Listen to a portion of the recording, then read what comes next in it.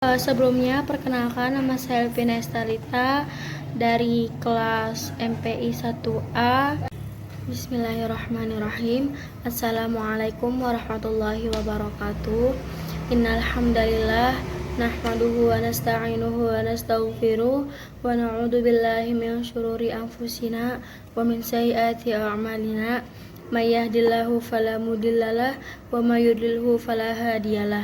Asyhadu an la ilaha illallah wa asyhadu anna Muhammadan abduhu wa rasuluh. Amma ba'd. Para yang terhormat Ibu dosen pengampu, yakni Ibu Hajah Debbie Nabilatul Fauzia LCMA, dan teman-temanku yang seiman dan seperjuangan. Salawat dan salam semoga selalu tercurahkan kepada baginda alam, yakni Nabi besar Muhammad sallallahu alaihi wasallam, yang telah memberikan umatnya dari zaman jahiliyah menuju zaman Islamiyah seperti sekarang ini. Baik, di sini saya akan menjelaskan sedikit materi mengenai hadis dan sinonim hadis. Baik, yang pertama kita akan membahas mengenai definisi hadis terlebih dahulu. Hadis terdiri dari dua definisi. Yang pertama menurut bahasa dan yang kedua menurut istilah. Yang pertama menurut bahasa, bahwa hadis berasal dari bahasa Arab, dari akar kata hadasa yahdusu hudusan wa hadasatan, yang berarti baru, lunak, lembut, berita, dan perkataan.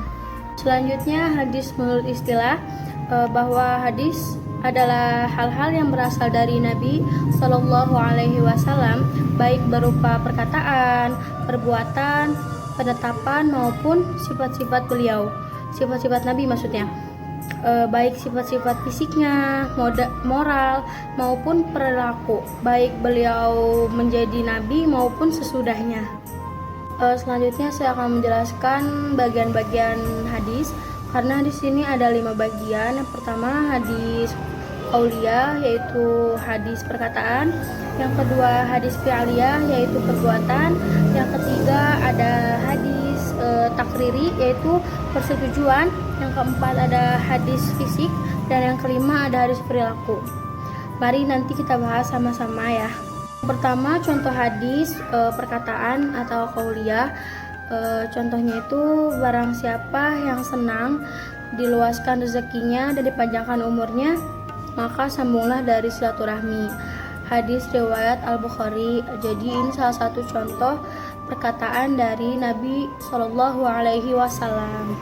Yang kedua ada contoh hadis perbuatan atau fi'liyah. Sesungguhnya Rasulullah Shallallahu Alaihi Wasallam mengangkat kedua tangannya sejajar dengan bahunya ketika ia membuka temu wali sholat. Hadis riwayat Al-Bukhari dan Muslim. Jadi itu salah satu contoh perbuatan Nabi, perbuatan Rasulullah ketika hendak melaksanakan sholat. Jadi Rasulullah mengangkat kedua tangannya ketika hendak sholat, seperti itu.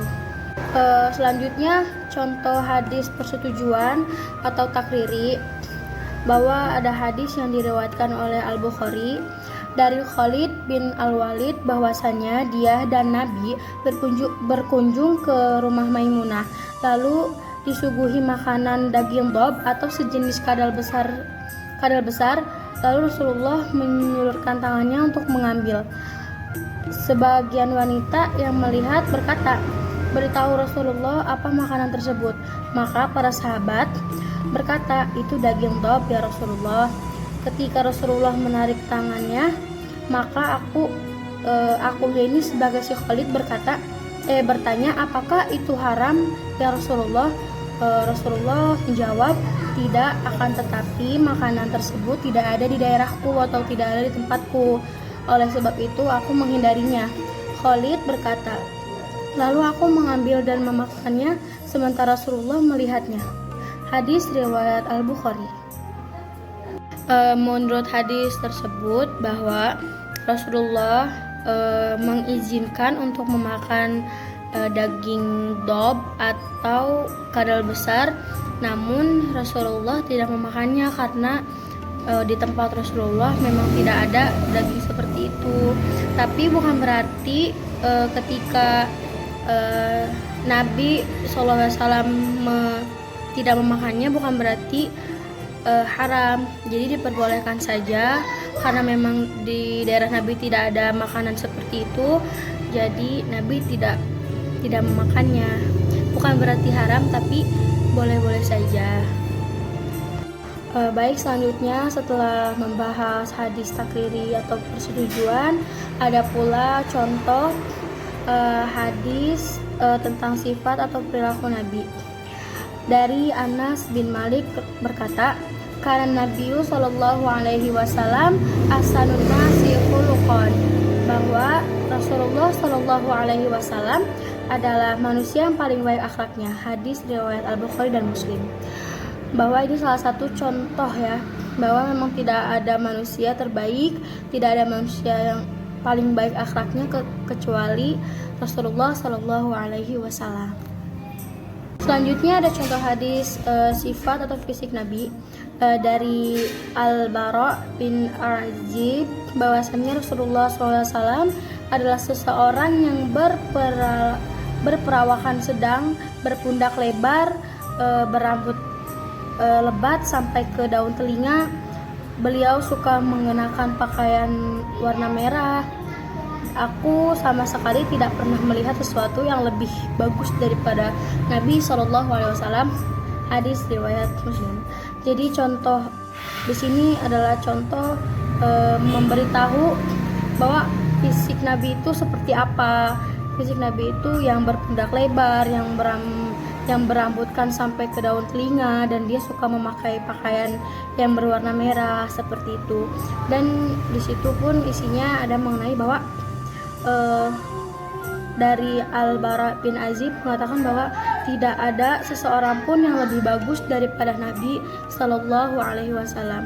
Bahwa kita tahu Nabi Sallallahu Alaihi Wasallam adalah hamba Allah yang paling sempurna, yang paling baik akhlaknya, dan yang paling sempurna fisiknya.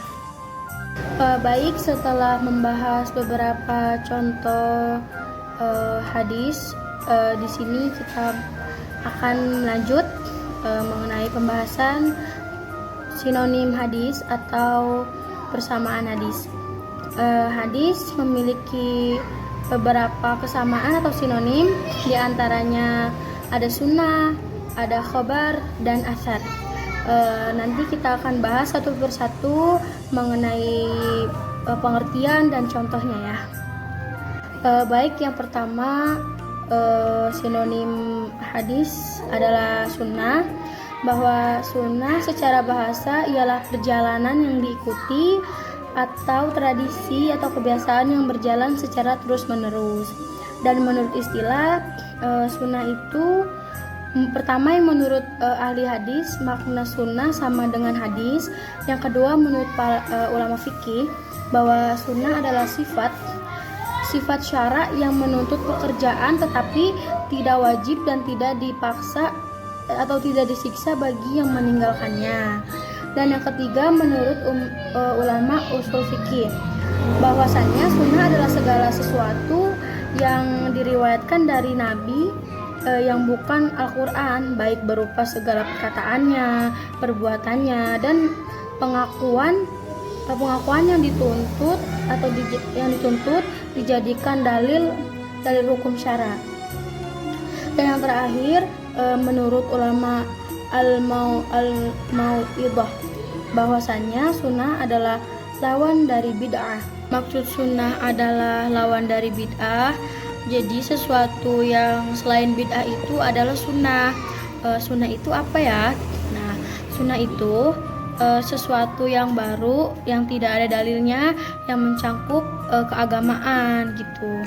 Jadi sesuatu yang baru dan dia tuh kayak ngada-ngada gitu, kayak nggak ada hadisnya, nggak ada dalilnya, dan itu yang mencangkup keagamaan. Selain mencakup keagamaan, itu namanya bukan bid'ah, seperti itu.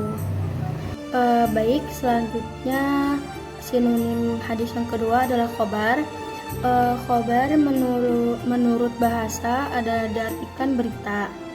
Nah, adapun menurut istilah muhaddisin, khobar adalah sesuatu yang datang dari Nabi dan yang lain seperti para sahabat, tabi'in, pengikut tabi'in atau orang-orang yang setelahnya. Selanjutnya ada contoh khobar dari perkataan Imam Asy-Syafi'i bahwasannya siapa yang menghendaki dunia maka ia harus berilmu, dan siapa yang menghendaki akhirat maka ia harus berilmu. Dan yang terakhir, sinonim atau persamaan hadis. Yang ketiga ialah asar. Asar berasal dari bahasa berarti peninggalan atau berkas sesuatu, dan juga yang dipindahkan dari Nabi Shallallahu Alaihi Wasallam. Namun adapun menurut istilah, bahwasannya asar itu adalah satu, sinonim hadis, dan yang kedua, sesuatu yang disandarkan kepada para sahabat dan tabi'in, baik perkataan maupun perbuatan. Selanjutnya, adapun contoh asar dari perkataan Hasan al-Basri atau tabi'in, bahwasanya salah satu tanda bahwa Allah Subhanahu wa ta'ala mulai berpaling dari seseorang hamba adalah tak kala dijadikan dia sibuk dalam hal-hal yang tidak penting bagi dirinya. Seperti itu. Sudah selesai mengenai pembahasan hadis, baik pengertian secara bahasa maupun istilah, dan sinonim atau persamaan hadis.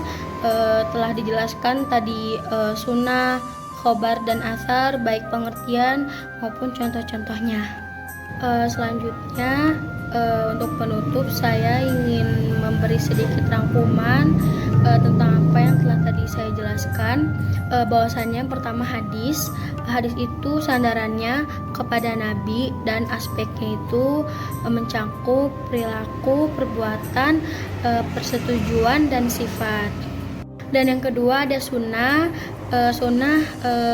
Bersandar atau sandarannya itu kepada Nabi dan para sahabatnya, dan ia beraspek itu kepada perbuatannya saja, maksudnya perbuatan kepada Nabi Shallallahu Alaihi Wasallam. Dan berikutnya ada khobar. Khobar itu sandarannya kepada Nabi dan selainnya, jadi kepada Nabi dan selain Nabi. Untuk aspeknya, khobar ini meliputi kepada perkataan dan perbuatan saja. Terakhir ada asar. Asar ini sandarannya kepada sahabat dan para tabi'in, yang aspeknya itu mencakup hanya kepada perkataan dan perbuatan sahabat atau kepada tabi'in. Seperti itu. Mungkin hanya ini yang bisa saya paparkan. Kurang lebihnya saya mohon maaf bila ada salah-salah kata, karena saya masih dalam tahap belajar. Terima kasih semuanya. Saya akhiri, billahi hidayah wa taufik. Wassalamualaikum warahmatullahi wabarakatuh.